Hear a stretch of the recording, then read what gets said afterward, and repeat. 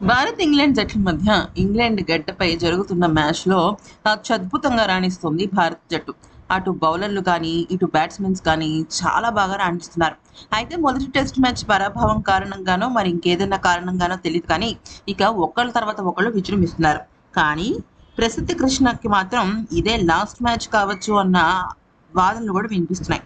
అదేంటంటే 84 వికెట్లకు England top 5 వికెట్లు తీసిన టీమిండియా పేసర్లు ఆ తర్వాత వికెట్ల కోసం చాలా ఇబ్బంది పడ్డారు. ముఖ్యంగా 2025 ఐపీఎల్లో అత్యధిక వికెట్లు తీసి పర్పుల్ క్యాప్ గెలుచుకున్న ప్రసిద్ధ కృష్ణకు ఇంగ్లాండ్ పర్యటన ఒక పీడకలగా మారబోతుంది అనిపిస్తోంది. ఐపీఎల్లో ఎక్కువ పరుగులు ఇవ్వకుండా తనకంటూ ఒక పేరు తెచ్చుకున్న ప్రసిద్ధ ఇంగ్లాండ్ పర్యటనలో సులభంగా పరుగులు ఇవ్వడంతో పాటు అతని పేరిట ఒక చెత్త రికార్డు కూడా వచ్చి చేరింది. ఇంగ్లాండ్ పర్యటనలో ఇప్పటి వరకు ఎలాంటి ప్రభావం చూపలేకపోయిన ప్రసిద్ధ కృష్ణ 148 టెస్ట్ క్రికెట్ చరిత్రలో అత్యంత చెత్త రికార్డును నమోదు చేశాడు. ఎడ్జ్బాస్టన్ టెస్ట్లో ప్రసిద్ధ కృష్ణ టెస్ట్ క్రికెట్ చరిత్రలో చెత్త ఎకానమీ రేట్ ఉన్న బౌలర్గా నిలిచాడు.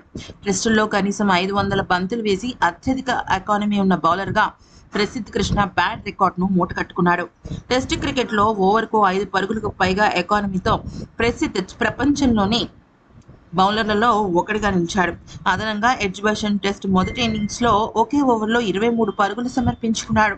ఇలాంటి బౌలింగ్తో బహుశా ప్రసిద్ధ్కు మూడో టెస్ట్లో చోటు కష్టమనే అభిప్రాయం ఏర్పడుతోంది.